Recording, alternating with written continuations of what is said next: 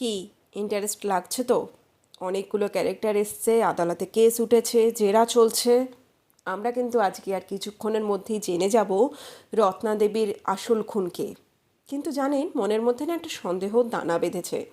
রত্না দেবী খুন হয়েছেন তো? হয়তো তাই। কি উল্টোপাল্টা ভাবছি আমি। দেখা যাক না কিরিটি রায় কীভাবে রহস্যের উদ্ভাবনা করে। চলুন বাকি গল্পটা তাহলে আপনাদের সঙ্গে আমিও আজ পড়ি এবং শুনি। শুরু করছি রাত যখন 1:10 নিহার রঞ্জন গুপ্তের কিরিটিকে নিয়ে লেখা গল্পের অন্তিম পর্ব।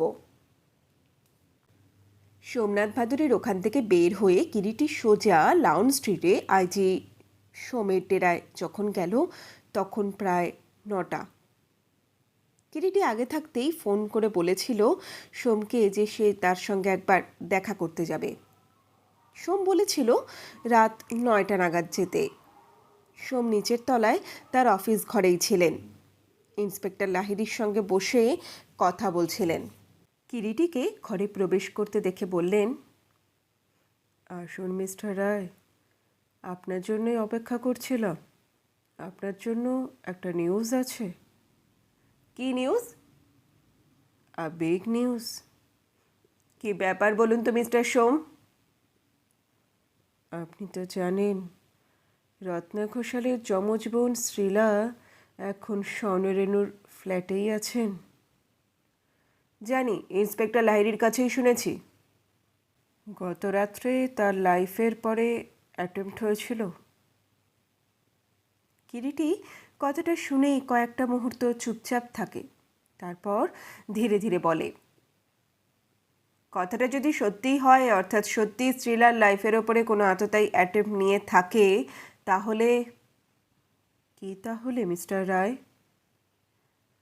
আমাদের একটা কনক্লুশনে আসতে খুব বেশি দেরি আর লাগবে না।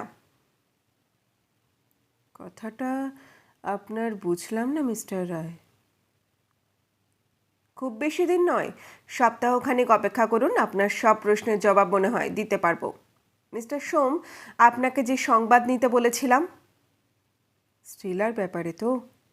হ্যাঁ, কিছুটা সংবাদ আজ সকালেই পেয়েছি। বেনারসের এসপি জানিয়েছেন ওখানকার মহিলা বিদ্যাভবনে বালিকা বিদ্যালয়, ওটা শ্রীলা দেবী চাকরি করছিলেন। করছিলেন মানে? মানে এখন আর চাকরি করেন না। কতদিন হবে?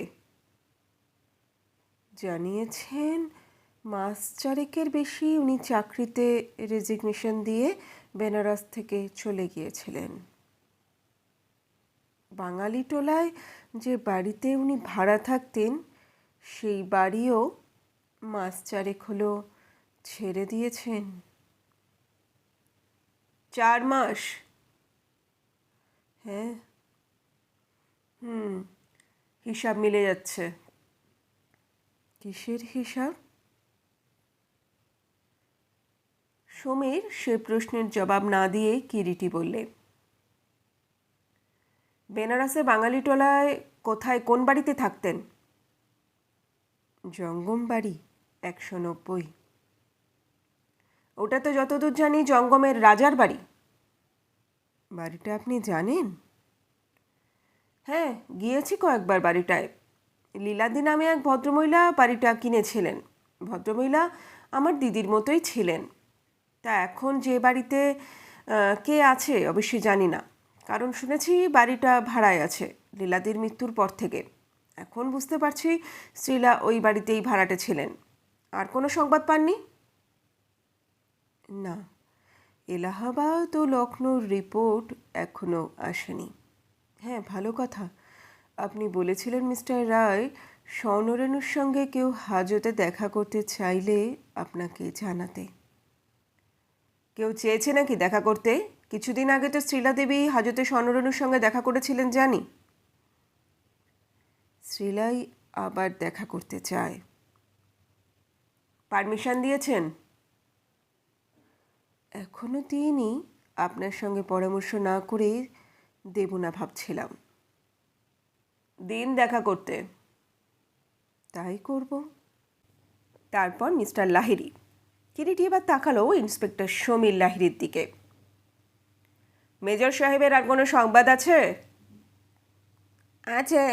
দুদিন শ্রীলা মেজর সাহেবের ফ্ল্যাটে তার সঙ্গে দেখা করতে গিয়েছিলেন। 1 ঘন্টা 2 ঘন্টা ছিলেন সন্ধ্যার দিকে, অন্যদিন ঘন্টা 3 মেজর সাহেব যাননি স্বর্ণরেণুর ফ্ল্যাটে? না।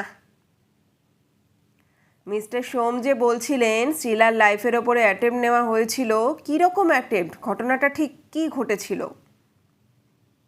কিচেনের গ্যাসের চাবি কেউ খুলে রেখেছিল রাত্রে, সকালে উঠে গ্যাস জ্বালাতে গিয়ে পুড়ে মরতেন ভদ্রমহিলা। কেন, চাকরটা ছিল না? রাত দিনের একটা নতুন ঝি রেখেছেন ভদ্রমহিলা, সুধাকর তো হাজতে। তাকে তো অ্যারেস্ট করা হয়েছে দিন 15 হলো। সুধাকরকে অ্যারেস্ট করেছেন? আমি তো কিছু জানি না। ভাগই করা হয়েছিল, নচেত ওবাটাও রহমত আলীর মতো নিপাত্তা হতো। তা ওই রাত দিনের ঝিও তো গ্যাসের চাবি খুলে রাখতে পারে না, কারণ সেদিন বিকেলের দিকে ঝি ছুটে নিয়ে চলে গিয়েছিল। শ্রীলাদেবী একাই ফ্ল্যাটে ছিলেন, স্পষ্ট তার মনে আছে। রাত্রে রান্নার পর চাবি বন্ধ করে রেখেছিলেন। তার সারাটা রাত ভদ্রমহিলা গ্যাস খোলা আছে টের পাবেন না? কিচেনের দরজা তো বন্ধ ছিল। কিরিটি আর কোনো কথা বলল না। মিস্টার সোম বললেন, শ্রীলাদেবীর লাইফের ওপরে কে অ্যাটেম্প নিতে পারে বলুন তো মিস্টার রায়? বলতে পারছি না ঠিক। কেননা কি বলুন? শ্রীলাদেবীর জীবনহানি ঘটবার চেষ্টা কার কী স্বার্থ থাকতে পারে, আমি আজ কয়দিন থেকেই অন্য একটা কথা ভাবছি মিস্টার সোম। শ্রীলাদেবী এখনও মিস্টার সোমের ফ্ল্যাটে আছেন কেন, বোন ভগ্নিপতির অবর্তমানে? সে তো মিস্টার ঘোষালই ওখানে শ্রীলাদেবীকে থাকবার জন্য অনুরোধ করেছেন। স্বর্ণরেণু অনুরোধ করেছেন? হ্যাঁ। একা একা আছেন? না, একটা রাত দিনের ঝি আছে। কোথা থেকে ঝিকে জোগাড় করলেন? শুনলাম, ইন্সপেক্টর লাহিড়ী বললেন, মেজর সাহেবই নাকি জোগাড় করে দিয়েছেন। কিরিটি আর কোনো কথা বলল না, উঠে দাঁড়ালো। এবার তাহলে আমি চলি সোম সাহেব। আপনি আমার সঙ্গে দেখা করতে চেয়েছিলেন কেন মিস্টার রায়? ফোনেই কথাটা আপনাকে আমি বলতে পারতাম সোম সাহেব, কিন্তু মনে হলো ফোনে কথাটা না বলাই ভালো, সামনাসামনি বলবো আপনাকে। তাছাড়া শ্রীলা সম্পর্কে কোনো রিপোর্ট পেয়েছেন কি না? কথাটা কি মিস্টার রায়? ভাবছিলাম শ্রীলার ওপরে আপনাকে বলবো একটু নজর রাখতে, কিন্তু এখন মনে হচ্ছে তার আর প্রয়োজন নেই। প্রয়োজন নেই? না। এবার তাহলে আমি চলি সোম সাহেব। আসুন। কিরিটি বের হয়ে এলো সোমের পার্লার থেকে। রাত তখন 10:30 বেজে গিয়েছে। কিরিটি গাড়িতে বসে শ্রীলার কথাই চিন্তা করে, কিন্তু কিরিটি জানতো না শ্রীলা তারই অপেক্ষায় তখন তার বাড়িতে বসে আছে। বাড়ির গেটে গাড়ি থেকে নেমে দোতলার বসবার ঘরের সামনে এসে কিরিটি থমকে দাঁড়ালো। ঘরের ঠিক সামনে একজোড়া লেডিস চপ্পল। কিরিটি বুঝতে পারে ঘরে কেউ রয়েছে, কোনো বাইরের স্ত্রীলোক। কিরিটি হাত দিয়ে ভেজানো কাঁচের দরজা খুলে ভেতরে প্রবেশ করে। ঘরের মধ্যে সোফার ওপরে বসেছিল শ্রীলা। দরজা খোলার শব্দে সে চোখ তুলে তাকালো। মিস্টার রায়। শ্রীলা দেবী, কি ব্যাপার, আপনি এখানে? প্রায় ঘন্টা 2-4 বসে আছি আপনার সঙ্গে দেখা করব বলে। বুঝতে পারছি ব্যাপারটা খুব জরুরি। জঙ্গলি ট্রেতে কফি নিয়ে ঘরে প্রবেশ করলো। বললে, মা পাঠিয়ে দিলেন ওকে। নিন, কফিটা খেয়ে নিন। না না, আবার কফি কেন? আগে কফিটা খেয়ে নিন, তারপর আপনার কথা শুনবো। নিন। একটু যেন ইতস্তত করেই শ্রীলা কফির কাপটা তুলে নিল। মৃদু চুমুক দিল কফির কাপে। জংলি, আর এক কাপ। জংলি বের হয়ে গেল। কিরিটি তীক্ষ্ণ দৃষ্টিতে তাকিয়েছিল কফি পানরত শ্রীলার মুখের দিকে। সমস্ত দেহে যৌবন যেন উপছে পড়ছে। গায়ের রংটা একটু মাজা মাজা হলেও চোখ মুখ এত সুন্দর যে ভদ্রমহিলাকে সত্যি সুন্দরী বলতে পারে। কিন্তু চোখে মুখে যেন মনে হয় একটা চিন্তার রেখা স্পষ্ট। পরনে একটা চাঁপা ফুল রঙের দামি সিল্কের শাড়ি, এক হাতে এক গাছি সোনার চুড়ি, অন্য হাতে একটা ছোট রিস্টওয়াচ। বেরোবার সময় তিনি প্রসাধন করেই বের হয়েছেন, বুঝতে কষ্ট হয় না। এবার বলুন তো আমার সঙ্গে দেখা করতে এসেছেন কেন? কিরিটি বলল। আপনি কি অনুমান করছেন মিস্টার রায় জানি না, তবে আমি নিঃসংশয়ে বলতে পারি স্বর্ণরেণু রত্নাকে খুন করেনি। তিনি সত্যি সত্যি যদি তার স্ত্রীকে হত্যা না করে থাকেন আপনি নিশ্চিন্ত থাকতে পারেন, বিচারে তিনি মুক্তি পাবেনই। কিন্তু জিজ্ঞাসা করতে পারি কি আপনি ওই ব্যাপারে ডেফিনিট হলেন কি করে? কোনো কারণ আছে কি? আপনারা জানেন না, কিন্তু আমি জানি। কি জানেন? রত্নাকে স্বর্ণরেণু কি গভীরভাবেই ভালোবাসত। ভালো কথা শ্রীলা দেবী, আপনি বোধ করি একটা কথা জানেন না। কি কথা Mister Roy? She was caring, মানে আপনার বোন অন্তঃসত্ত্বা ছিলেন। Absurd, impossible. ময়নাতদন্ত রিপোর্ট তাই বলছে। শান্ত গলায় কিরিটি বলল। তাহলে কি স্বর্ণরেণু জানতে পারতো না ব্যাপারটা? না না, তাছাড়া আমাদের মধ্যে নিয়মিত পত্র বিনিময় ছিল, ব্যাপারটা নিশ্চয়ই সে আমাকে জানাতো। কিন্তু ময়নাতদন্ত রিপোর্টকে আপনি অস্বীকার করবেন কি করে? কেন? স্বর্ণরেণু কোনোদিনই সন্তানের পিতা হতে পারবে না, ডাক্তার বলে দিয়েছিল। সন্দেহটাই হয়তো তাতেই দানা বেঁধে উঠেছিল স্বর্ণরেণুর মনের মধ্যে। সন্দেহ? কিসের সন্দেহ? স্বর্ণরেণু জানতেন কোনোদিনই তিনি বাপ হতে পারবেন না, তবুও তার স্ত্রীর গর্ভে সন্তান এলো। তখন একটা সন্দেহ কি স্বভাবতই মনে আসে না যে হয়তো তার স্ত্রী? বিশ্বাস করি না। তাছাড়া কোনো দিন তাদের সন্তান হওয়ার সম্ভাবনা নেই বলেই রত্না মনে মনে প্রস্তুত করছিল নিজেকে। একটা মেয়ে বা ছেলেকে সে পোষ্য নেবে, সেরকম একটা ছেলে বা মেয়ের সন্ধানেও সে ছিল। আপনি জানতেন সেসব কথা? জানতাম বই কি। রত্না আপনাকে লিখেছিলেন তাই না?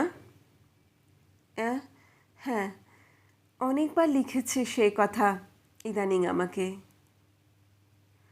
শ্রীলা দেবী, তাহলে দেখা যাচ্ছে কি?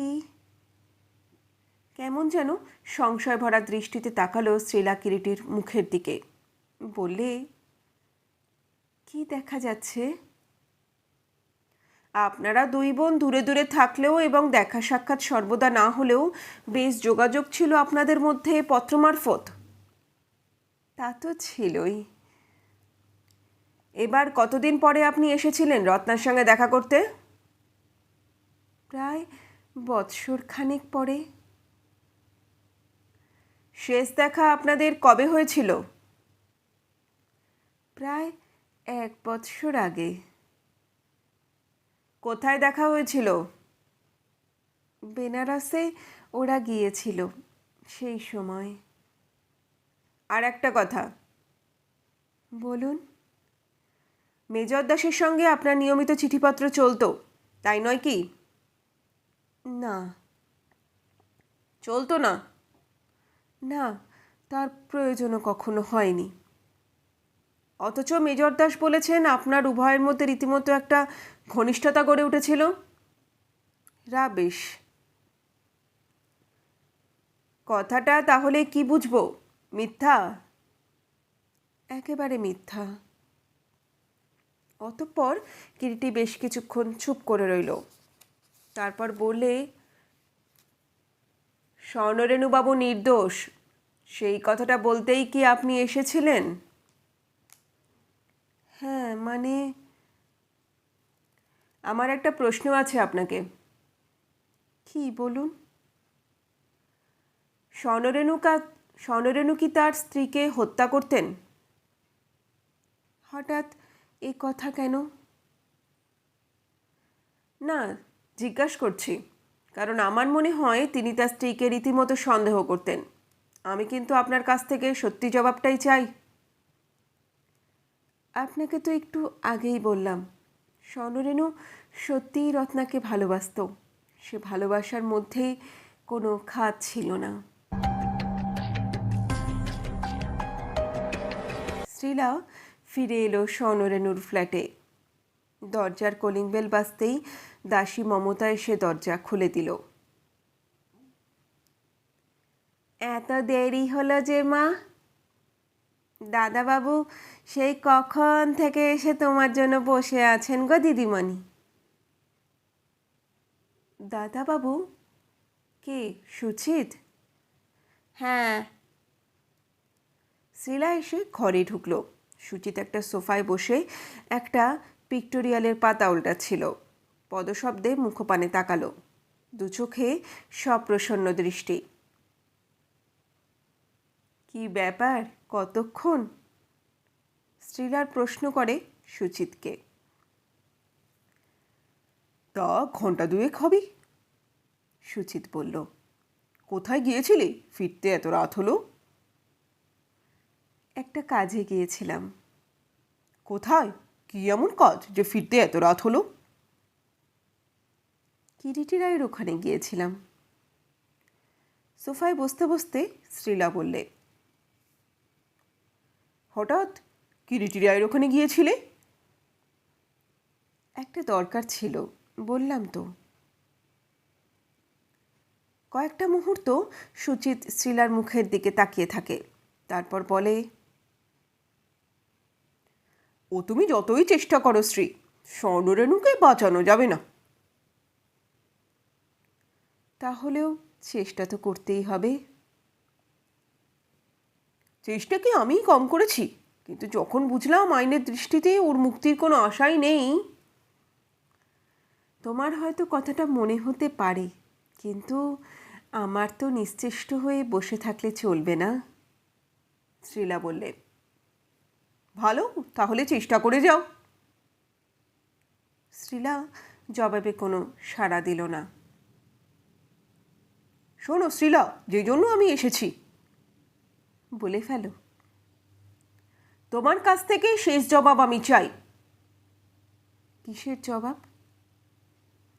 তুমি আমাকে বিয়ে করবে কি না? আমার পক্ষে তো তা সম্ভব নয়। সম্ভব নয়? না। কেন, জানতে পারি কি? না, তোমার ওই প্রশ্নের জবাব আমি দেব না। দেবে না জবাব? না। কিন্তু সত্যি আমি আশ্চর্য হচ্ছি সুচিত, যা ঘটে গেল তারপরেও তুমি ওই কথাটা উচ্চারণ করলে কি করে? কি ঘটেছে? জানো না? জানো না তুমি কি ঘটেছে? তাহলে এই তোমার শেষ কথা? হ্যাঁ বা না কোনো জবাব দিল না শ্রীলা, চুপ করে বসে রইল।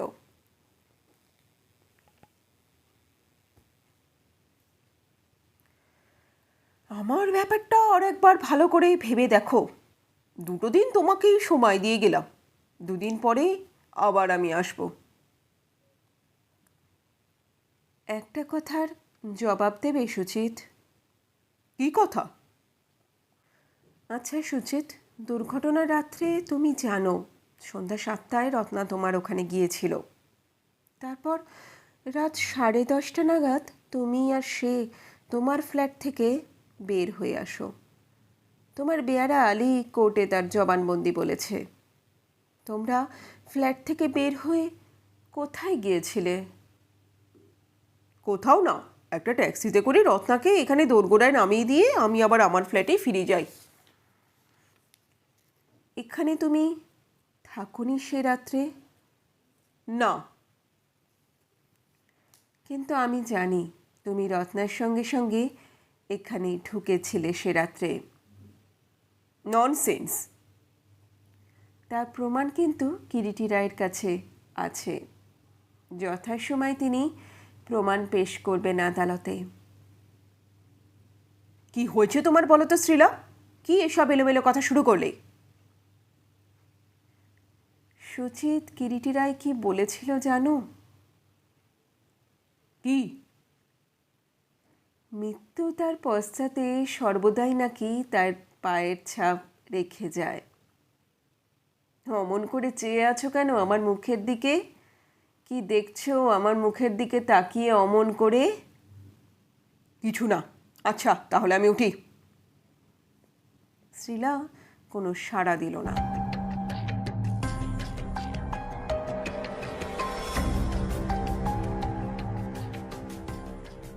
পরের দিন বেলা তখন 10টা। দরজার কলিং বেলটা বেজে উঠল। মমতা কিচেনে ছিল। শ্রীলাই গিয়ে দরজাটা খুলে দিল। মিস্টার রায়? হ্যাঁ মিস সান্যাল, ভেতরে আসতে পারি?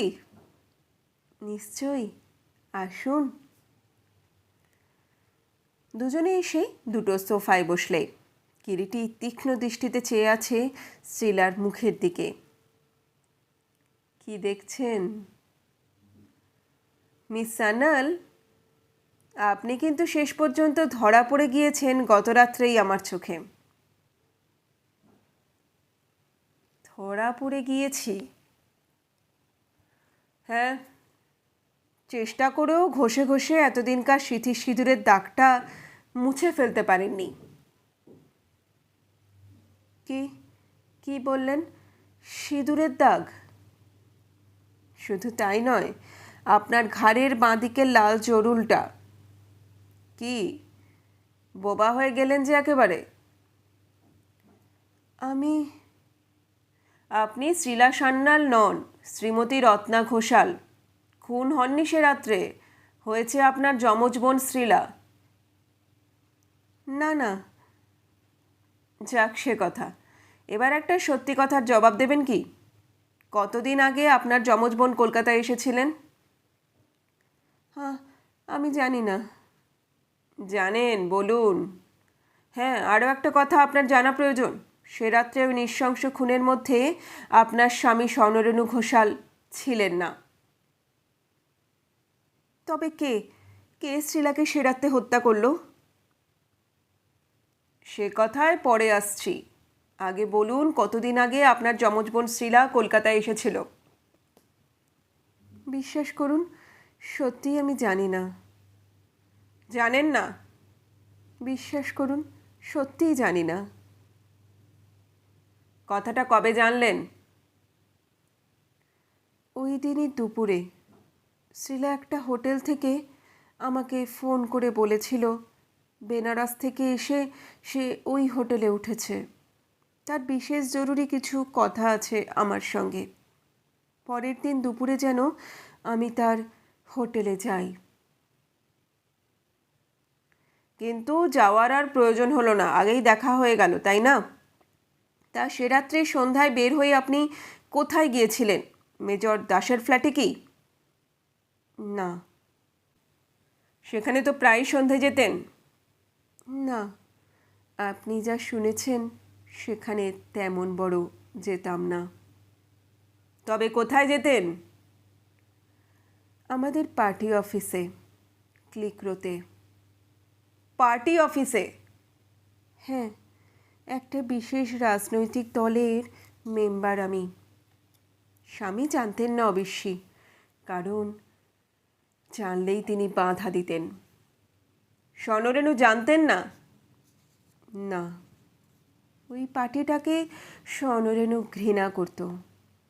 মিথ্যা বলবো না মিস্টার রায়, তবে মধ্যে মধ্যে কখনো সখনো সুচিতের ফ্ল্যাটে আমি গিয়েছি, নিজেকে স্বর্ণরেণুর সন্দেহ থেকে বাঁচাতে। তবে তবে গিয়েছি সেখানে, তবে কখনো সন্ধ্যায় বা সন্ধ্যার পরেও নয়, বিকেলের দিকে। একটা কথা, আপনার বোন শ্রীলা কি ড্রিঙ্ক করতো? বলতে পারি না ইদানিং করতো কি না, তবে আগে কখনো তাকে ড্রিঙ্ক করতে দেখিনি। সুচিত দাসকে শ্রীলা যে ভালোবাসতেন আপনি নিশ্চয়ই জানতেন? পরে জেনেছি। এবারে বলুন, সে রাত্রে সন্ধ্যায় বের হয়ে কোথায় গিয়েছিলেন? পার্টি অফিসে। কখন ফিরলেন? রাত তখন 12টা হবে। কে দরজা খুলে দিয়েছিল?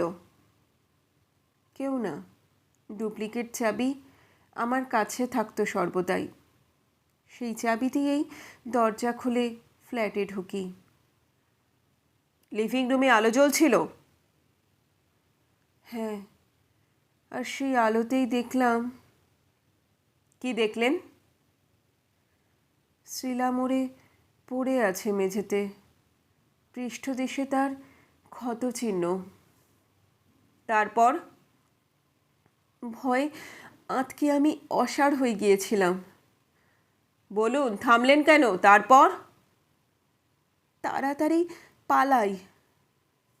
কোথায়? শ্রীলা যে হোটেলে উঠেছিল সেই হোটেলে কি? হ্যাঁ। কেন? আমি বুঝেছিলাম বিশ্রী একটা ষড়যন্ত্র কোথাও আছে। তারপর 2 দিন পরে এখানে আসি শ্রীলার পরিচয়। কেউ আমাকে তখন আর রত্না বলে ভাবতে পারেনি। সংবাদপত্রে তখন রত্নার মৃত্যু সংবাদ বের হয়েছে এবং স্বর্ণরেণুকে গ্রেপ্তার করা হয়েছে, কিন্তু তার মাথার গোলমালের জন্য হাসপাতালে চিকিৎসাধীন রয়েছে।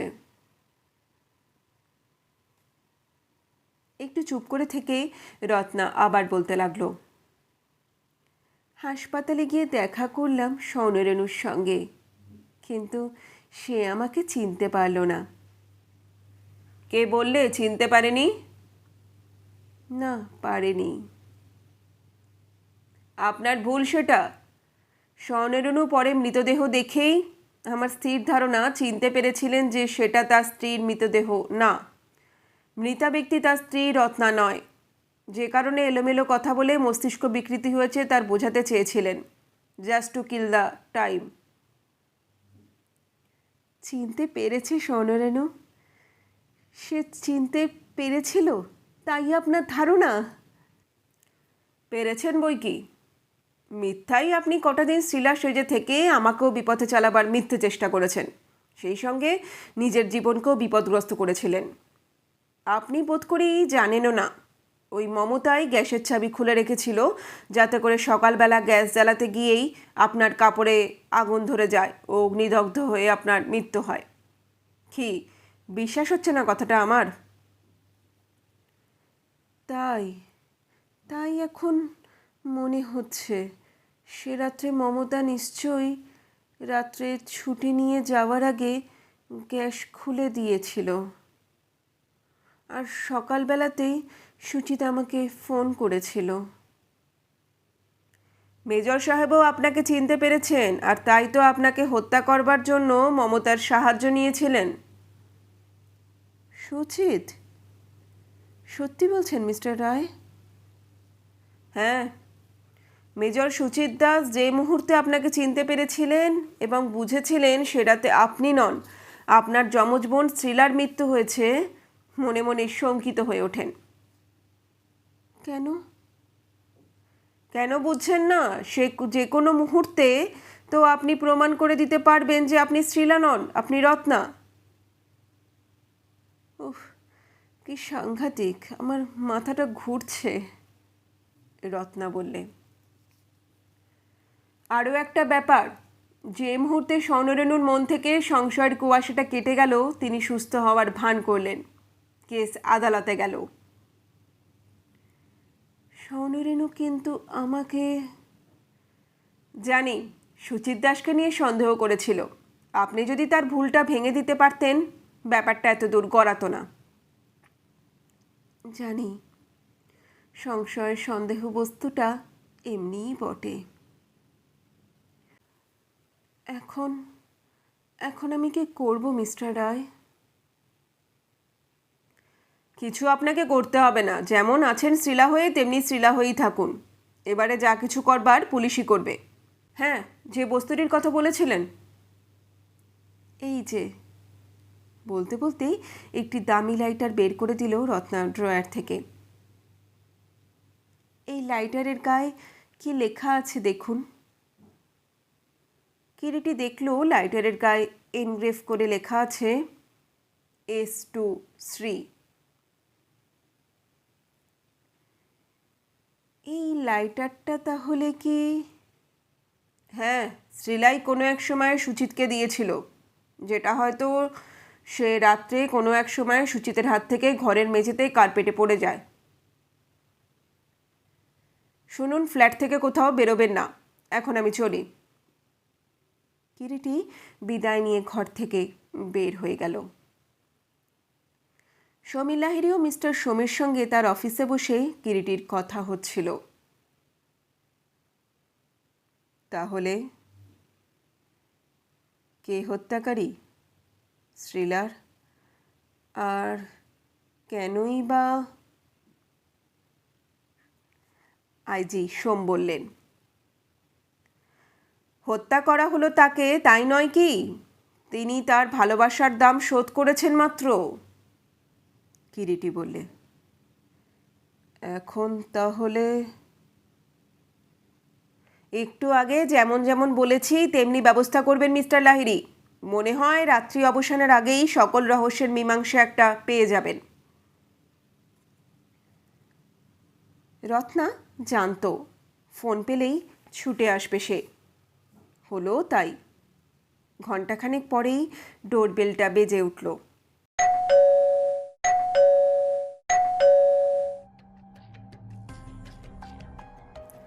অন্ধকার ঘরে চুপচাপ সোফার ওপরে বসেছিল রত্না। ডোরবেল বাজতেই উঠে গিয়ে দরজাটা খুলে দিল। নিঃশব্দে এক ছায়ামূর্তি ঘরে প্রবেশ করল। রত্না বললে, এসেছো? জবাব এলো অন্ধকারে, হ্যাঁ। হঠাৎ এমন জরুরি তলব কেন? বুঝতে পারছো না? বুঝতে পেরেছি। আমি প্রস্তুত হয়েই এসেছি। You dirty snake. শয়তানি, ভেবেছিলি তোকে আমি চিনতে পারিনি? অন্ধকারে খিলখিল করে মেয়েলি হাসির ঢেউ ছড়িয়ে গেল। অন্ধকারেই ওই মুহূর্তে একটা গুলি ছোড়ার শব্দ শোনা গেল এবং সঙ্গে সঙ্গে দপ করে ঘরের আলোটা জ্বলে উঠল। পিস্তল হাতে দাঁড়িয়ে আক্রমণকারী মেজর সুচিত দাস। সমীর লাহিড়ী বললেন, পিস্তলটা ফেলে দিন মিস্টার দাস, আপনার লীলা খেলা শেষ হয়ে গিয়েছে। সোফার পেছন থেকে দুজন সার্জেন্ট এগিয়ে এলো। মেজর সুচিত দাসের হাত থেকে পিস্তলটা ছিনিয়ে নেবার আগেই সুচিত থুতনির নিচে পিস্তলের নলটা লাগিয়ে ট্রিগার টানল। আহত রক্তাক্ত দেহটা মেঝের কার্পেটের ওপরে পড়ে গেল। কিরিটি বলছিল, সুচিত দাস কোনোদিনই রত্নাকে চেয়েও পায়নি। সে ভালো করে জানতো রত্নাকে সে কোনোদিনই পাবে না। তখন অদ্ভুত একটা প্রতিহিংসায় শ্রীলাকে সে করায়ত্ত করে। নির্বোধ শ্রীলা ধরা পড়ে এবং তখন তার গর্ভে সম্ভবত সন্তান আসে। সে ছুটে আসে কলকাতায়। তারপর? সমীর লাহিড়ী প্রশ্ন করলেন। তার প্রতি স্বর্ণরেণুর সন্দেহের সুযোগ নিয়ে সে স্থির করে সেই রাত্রেই শ্রীলাকে সে হত্যা করবে। কারণ শ্রীলা হয়তো সুচিতকে ফোন করে জানিয়েছিল সে রত্নার ওখানেই উঠেছে। রত্নার পার্টির সমস্ত সংবাদই সুচিত রাখত। তাই সে রাত্রে রত্না যে পার্টিতে গিয়েছে সে জানত। সে আসে রাত 11টার সময় রত্নার ফ্ল্যাটে। শ্রীলা দরজা খুলে দেয়। সঙ্গে সঙ্গে শ্রীলাকে গুলি করে সুচিত। রত্না বলে নয়। সে জানতো যাকে সে গুলি করলো সে রত্না নয়, শ্রীলাই। তারপর প্রশ্ন করলেন আবার সমীর লাহিড়ী। ঠিক রাত 1:10 ক্লাব থেকে ফিরে এলেন স্বর্ণরেণু। দরজা খুলতেই দরজার পাশ থেকে একটা লোহার রড জাতীয় বস্তুতে কাপড় জড়িয়ে পেছন থেকে স্বর্ণরেণুর ঘাড়ে আঘাত করলেন। স্বর্ণরেণু মরবে না, কিন্তু অজ্ঞান হয়ে যাবে। স্বর্ণরেণু পড়ে গেল, হাতের ঘড়ির কাঁচ ভেঙে গেল। ঘড়িতে রাত 1:10 থেমে গেল। ওই আঘাত হানার পর অচেতন স্বর্ণরেণুকে টেনে এনে মৃতর পাশে শুয়ে হাতের মুঠোয় পিস্তলটা গুজে দেয় এবং সম্ভবত ওই সময় তার লাইটারটা পড়ে যায়, যেটা রত্না ওই রাত্রে ফ্ল্যাটে এসে কোনো এক সময় দেখতে পেয়ে তুলে রেখেছিল এবং বুঝেছিল শ্রীলার হত্যাকারী কে। সবটাই স্বামী স্ত্রীর সম্পর্কের মধ্যে একটা ভুল বোঝাবুঝি, আর ভুলের মাসুল দিয়ে গেল শ্রীলা। এই কারণেই মিস্টার সোম সেদিন আপনাকে বলেছিলাম ওই যমজ বোনের মধ্যেই হয়তো প্রকৃত রহস্য জড়িয়ে আছে। কিরিটি চুপ করল। কি বন্ধুরা, শেষ পর্যন্ত তাহলে একটা টান উত্তেজনা ছিল তো? একদম লাস্ট পুরো এন্ডিং মোমেন্টে কিন্তু বোঝা গেছে হত্যাকারীকে। তোমরা কে কে আগে থেকে এটাকে ধরতে পেরেছিলে, আঁচ করতে পেরেছিলে, তা কিন্তু কমেন্টে অবশ্যই জানিও। দেখি তো তোমরা কে কত বড় বড় গোয়েন্দা হয়ে উঠতে পারলে। ঠিক আছে, আজ তাহলে আমি এখানেই বিদায় নিচ্ছি। আগামীকাল তোমাদের সাথে আবার একটা দারুণ গল্প নিয়ে দেখা হবে, কথা হবে। সবাই ভালো থেকো। Tata, stay blessed.